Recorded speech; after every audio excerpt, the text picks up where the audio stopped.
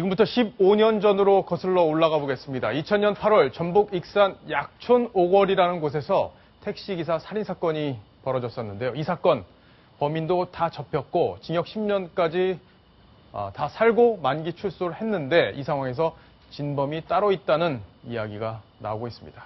자, 어떤 이야기인지 김정환 기자와 함께 지금부터 자세히 들여다보겠습니다. 김정환 기자. 네. 자, 이런 일이 어떻게 벌어질 수 있는 건지 궁금한데, 그러니까 범인이라고 다 재판부까지 인정을 다 했고 대법원에서까지 인정이 된 건데 진범이 따로 있다. 근데 진범이 따로 있을 가능성이 매우 높다. 지금 이런 얘기가 나오는 거죠. 그렇습니다. 어젯밤 SBS 그것이 알고 싶다를 통해서 이 방송이 보도가 되면서 굉장히 네티즌들 사이에 공분이 들끓고 있는데요. 내용인즉슨 앵커께서 잘 소개해 주셨듯이 진범을 잡았는데 공소시효 한 달도 남아 있지 않은 상황에서 또 다른 진범, 그러니까 정말 억울한 옥살이를 한 사람이 아니라 정말 이 택시 기사를 무참히 칼로 찔러 죽였던 사람이 따로 있다는 이야기가 나온 겁니다. 그리고 내용을 쭉 들어보면요.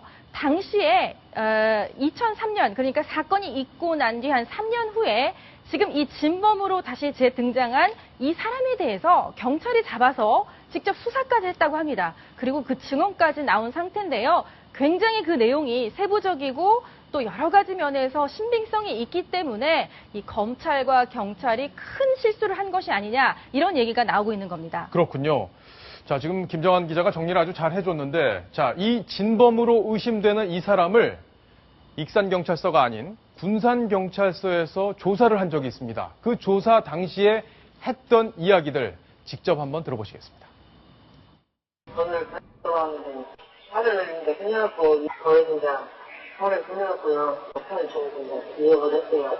찔르고 나니까는 그 아저씨가 문을 열고 나가더라고요. 칼? 네. 칼 어떻게 했어요? 일반적인 칼이었어요. 어떤 상태? 저기 안 나르고요. 세기는 거의 시원했었고요. 그 피는 조금밖에 없었고요. 피보다 그 지방보다 많았어요. 지금 방금 들으신 임 씨는요, 지금 진범으로 다시 등장한 이 김 씨의 절친한 친구입니다. 예. 그런데 임 씨의 말을 주목해서 들어보시면 전문가들에 따르면 굉장히 자세하게 칼끝에 피가 묻어 있었지만 그보다 더 많은 지방분 같은 것이 묻어 있었다. 칼끝이 휘어져 있었다. 이렇게 굉장히 자세한 이야기를 하고 있거든요. 이것이 굉장히 신빙성을 높이는 정황이 될 수 있는데 왜 당시에 검찰 측에서는 이와 같은 사실을 묵살했는지, 왜 이들에 대한 추가적인 그 영장 청구를 기각시켰는지에 대해서 지금 공분이 아주 높습니다. 예, 그러니까 처음에 들었던 본인이 직접 칼로 찔렀다고 이야기한 사람이 새로 진범으로 지금 주목받고 있는 그 사람이고, 그렇죠. 두 번째 임 씨, 칼을 봤다고 얘기한 그 임 씨, 그 사람은 김 씨의 절친인데 김 씨를 숨겨준 사람으로 지금 지목받고 있는 사람이잖아요. 숨겨줬고 또 그 칼을 자기 침대 매트레스 밑에 몇 달 동안 숨겨졌던 그런 사람으로도 지목이 되고 있죠. 예, 그렇군요. 그러니까 이 사람은 2003년에 익산경찰서가 수사해서 기소했던 사건과 달리 군산경찰서에서 이 얘기를 어디서 들었나 보네요. 그리고 조사를 하니까 범행을 다 자백을 한 거네요. 그렇습니다. 그리고 예. 범행을 자백한 그 자술서도 다 공개가 됐는데요. 네. 전문가들의 분석에 따르면 굉장히 자세하고 그 아주 범행을 자백한 직후에 그 진범들이 나타내는 그 속 시원함 이런 것들이 곳곳에 묻어 있었다라고 얘기를 하고 있고요. 그랬기 때문에 당시 경찰에서는 구속영장을 청구를 했는데 검찰 측은 당시 직접적인 증거가 없다 이러면서 기각을 합니다. 직접적인 증거가 없다. 너무 어처구니 없다라는 이야기들을 많이 어떤 하시는데 증거를 요구하시는 건지 모르겠네요. 네, 예. 그 자백이 있었음에도 그 칼이 없다 이런 얘기를 했던 거죠. 그래서 경찰에서는 칼이 있는 쓰레기 매립장이 어디인지를 안다. 그러니까 우리가 압수수색을 해서 그러면 그 칼까지 찾아내겠다 했는데요. 검찰은 일하겠다는 경찰에게 이렇게 얘기합니다. DNA 감정이 불가능할 거니까 하지 말아라. 하지 말아라. 거절을 예. 하는 이런 어처구니 없는 상황이 벌어졌던 것이죠. 정말 어처구니 없는 상황인데요. 예. 문제는 이제 검찰 입장으로 한번 들어가 보면 일단 형사소송법에 보면 자백만 가지고는 사람을 기소할 수는 없습니다. 그렇기 때문에 자백에 직접 증거가 있어야 되는데 저 당시에가 범행 이후에 이제 3년 정도가 지난 상황이잖아요.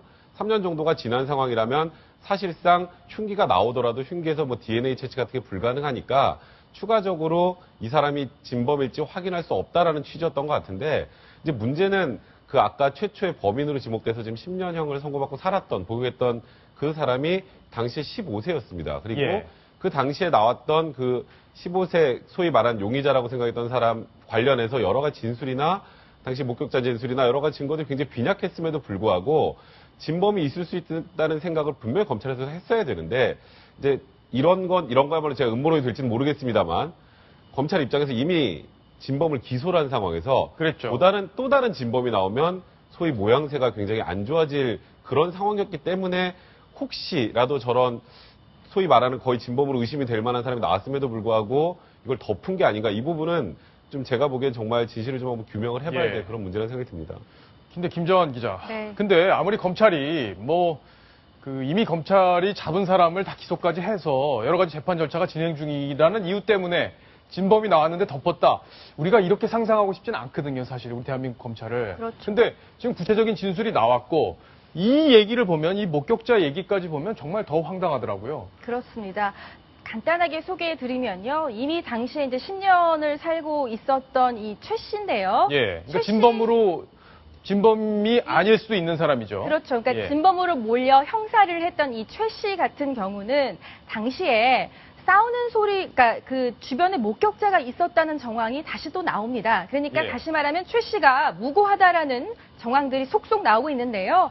당시에 이 택시 바로 맞은편에 화물차가 있었고 이 화물차 안에는 목격자가 있었다고 합니다. 목격자들에 따르면 최 씨로 보이는 오토바이를 탄 사람은 전혀 보질 못했다. 그리고 싸우는 소리도 못 들었다라는 얘기를 하고 있기 때문에 이분들의 말에 따르면 이 최 씨가 전혀 이 사건 현장에 없었던 것임에도 불구하고 경찰은 당시에 최 씨가 택시기사와 싸움을 했고 몸싸움 끝에 아주 무참하게 칼로 찔러 살해했다라는 이야기를 하게 된 것이죠. 예.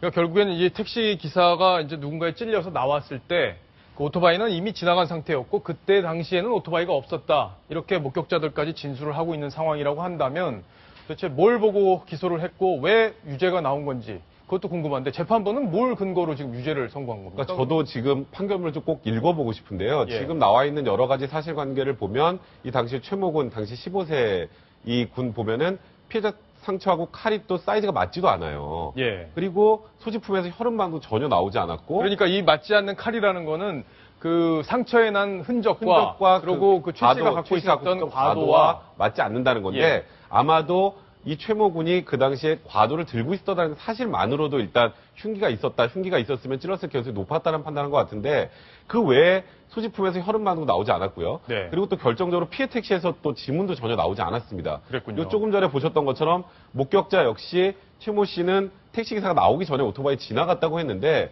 저는 이게 어떻게 해서 유죄 판결이 나왔는지가 일단 가장 궁금하고 그래서 지금 현 시점에서 이제 재심까지 가서 일단 재심 이유 있다라는 판단이 나온 상황이잖아요. 재심이 받아들여지는 경우가 아주 이례적이라면서요? 굉장히 이례적이죠. 왜냐하면 예. 우리나라는 3심제를 채택하고 있기 때문에 대법원에서까지 판결이 형이 확정이 되면 그 이후에는 특별하게 말 그대로 이 진실을 뒤엎을 만한 명확한 증거가 나오지 않으면 진실을 받아들여지지 않거든요. 네. 그러니까 그 당시의 수사와 당시의 재판이 얼마나 무언가 부실하게 이루어졌는지 단적으로 보여주고 있는 건데 문제는 또 검찰이 이 지금 재심 결과에 관련해서 또다시 대법원으로 지금 항고를 한 상태이기 때문에 네. 이 결과까지 일단은 좀 지켜봐야 될 것 같습니다. 자, 그런데 김정환 기자. 네. 혹시 이럴 수는 있지 않아요? 이 사람들이 아까 처음에 우리가 목소리를 직접 들어봤을 때 진범으로 지금 지목되고 있는 김 씨. 네. 이 사람이 정신병에 의해서 하지도 않은 일을 그냥 내가 했다. 이렇게 얘기했을 수도 있는 거 아닙니까? 그런 사실이 있다고 보여지는 것이 예. 그 김 씨가 주장하고자 하는 것인 것 같습니다. 왜냐면은요, 본인의 영장 청구가 기각된 직후에 본인의 친구인 임 씨와 함께 정신병원에 입원을 합니다. 그런데 이 두 사람의 가족과 주변 친지 그리고 친구들의 증언에 따르면 두 사람은 정신적으로 전혀 아무런 문제가 없었다고 합니다. 이 사건이 벌어지기 전에는요. 그리고 의사 앞에서만 자기 말을 하듯이 그러니까 정신적 분열 현상, 정신적 이상 현상을 보이는 듯한 행동을 보였지만 보통 둘만 있을 때라던가 가족이 면회에 왔을 때는 정말 정상적인 어떤 모습을 보였다. 그래서 혹시 이 두 사람이 아직까지는 무죄 추정의 원칙에 입각하여 우리가 이 두 사람을 봐야 되겠지만요. 혹시 이 두 사람이 검찰 측에서 우리를 기소할 의지가 없고 또 우리가 잘하면 무고하게 풀려날 수도 있겠구나라는 생각 때문에 이런 어떤 조작된 정신병 어떤 연기를 한 것이 아닌가 이런 얘기까지 나오고 있는 상황이고요. 또 이 상황을 좀 더 좀 여러 가지 면에서 많은 분들한테 좀 우려할 만한 일이 또 뭐냐면 김 씨와 임 씨 중에 임 씨는요 자살을 했습니다. 자살을 했어요. 최근에 자살을 했는데요. 예. 주변에 이렇게 얘기했다고 합니다. 내가 친구 김 씨 끝까지 안고 가겠다. 책임을 끝까지 안고 가겠다라면서 죄책감에 여러 면에서 시달렸고 또 두려움에도 많이 시달린다는 그런 호소를 했다고 하고요. 결국은 이 사람도 친구 김 씨를 감싸줬다는 그런 의혹을 받았지만 이후에 결국은 자살을 택하는 그런 극단적인 선택을 했다고 합니다. 예, 그렇군요. 그러니까 2012년에 결국에는 임 씨, 그러니까 김 씨의 친구였고 숨겨줬다는 의혹을 받고 있는 이 임 씨는 자살을 했다. 그런데 그리고 김 씨는 개명까지 했군요. 네, 대조적으로 김 씨 같은 경우에는 지금 현재 골프 여행 중이라고 하고요. 그래요. 아직 국내에는 들어오지 않았다는 게 어제까지 상황인데 본인이 개명을 해서 이런 과거를 가지고 있었다는 것을 주변 회사 동료들은 전혀 모르고 있었다고 합니다. 그렇군요. 자, 일단은 진범으로 몰렸을 가능성이 있는 이 최모 씨, 지금 굉장히 억울한 그런 상황일 것 같은데 이분의 목소리도 한번 들어보겠습니다. 처음에 이제 바로 경찰서로 간 게 아니라 여관으로 처음에 이제 여관에서 때리거나 머리를 계속 때리거나 그런 거죠. 계속 욕설을 하고 계속 그렇게 맞았던 것 같아요. 너무 맞고 너무 잡아주고 하니까 그게 무서웠던 것 같아요. 흔히 우리가 말하는 뭐 몇 대 맞았다 이게 아닌 죄송합니다 이 말 나올 때까지 그냥 맞이. 지금 맞았다는 거예요. 네, 맞아서 허위 자백을 했다 이런 주장인데 정말 저는 이게 사실이 아니길 바라는데요. 이 예. 당시에 만약에 이렇게 폭행을 통해서 자백을 하게 된 거라면 아마도 이 자백과 아까 흉기로 나왔던 과도를 기초로 해가지고 지금 유죄 판결에 나왔던 것 같아요. 근데 이게 지금 문제는 지금 이분이 뭐 진범인지 아닌지 이거는 뭐 저희가 알 수는 없잖아요. 그 현장에 들어가 있지는 않았기 그렇죠. 때문에. 그런데 지금 나와 있는 사실관계나 이런 걸 기초로 해서 봤을 때는 너무 당시에 수사가 좀 부실했던 것 같고 이제 가장 큰 문제는 만약에 진범이 있다면 그 진범을 잡는 게 또 굉장히 중요한 이슈가 될 거 아니에요. 예. 근데 지금 문제는 그 김 씨라는 분이 진범인지 확인하려면 20여일밖에 남아있지 않습니다. 공소시효가요. 이제 공소시효가 20일밖에 남지 않았는데 아까 말씀하셨던 것처럼 도피를 도왔다는 친구는 3년 전에 자살을 했고요. 그때도 확인하지 않았던 흉기를 지금 다시 확인하는 건 불가능에 가깝고 그렇네요. 그리고 지금 다시 이분이 자백을 할 가능성은 제로에 가깝거든요. 그렇다면 현실적으로 그러니까 이렇게 여러 가지 정황상 김 씨를 범인으로 지목할 만한 여러 요소가 있다고 하더라도 실질적으로 진짜 진범을 법적으로 찾아내는 것은 현실적으로 좀 불가능하지 않을까라는 예. 걱정이 듭니다. 좀 안타까운 그런데 얘기인데. 인권 유린 부분은 혹시 문제 제기를 할 수 있는 게 아닌가 생각하는데 저는 사실 어젯밤에 이 프로그램을 보면서 굉장히 그 낙담도 하고 공분을 같이 느꼈는데 이 최 씨의 어머니가 바로 문 밖에 있는 상황에서 아들이 그 엄청나게 맞는 비명을 지르는 소리까지 다 들어야 했다고 합니다. 그 어머니가. 그리고 아들이 퉁퉁 부은 얼굴로 그 맞고 나오면서 엉엉 울면서 본인이 무고하다라는 이야기를 듣고 정말 가슴이 미어지는 것 같았다 하는데 이런 부분에 대해서는 혹시 인권 유린 부분에 대한 문제 제기를 할 수는 없는 건가요? 문제 제기는 할 수 있지만 그 당시 상황을 지금 확인하는 게 또 현실적으로 15년 전의 일이기 때문에 뭐 일단 당시에 담당 수사관들 입장에서는 당연히 그런 일이 없었다고 할 거기 때문에 그 부분을 현실적으로 또 입증하는 것. 그러니까 실제 사실과 법적인 사실은 조금 별개인 부분이 있기 때문에 그런 부분이 좀 안타깝다는 생각이 그렇군요.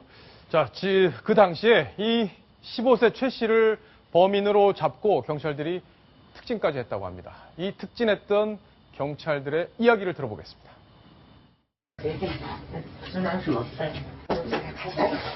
아니 왜 말씀 안 돈이 있다고 있잖아요. 저 절차에 서는 것이지. 지금 경위님께서 정식 절차를 말씀하십니까? 최영희를 정식 절차에 의해서 수사하셨습니까? 지금도 그 최영희 진범이라고 생각하십니까?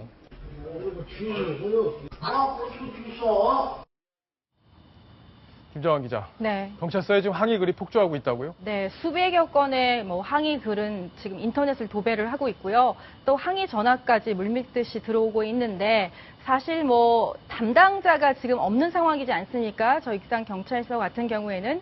그래서 본인들, 당사자들에 대한 책임 묻는 것, 이 부분에 대한 어떤 당국의 좀 책임 있는 후속 조치가 필요한 게 아닌가 예. 그런 생각 해봅니다. 자, 이 사건의 진실이 반드시 밝혀지기를 저희도 뜻을 모아서, 힘을 모아서 밝히는데 저희도 힘을 보태도록 하겠습니다.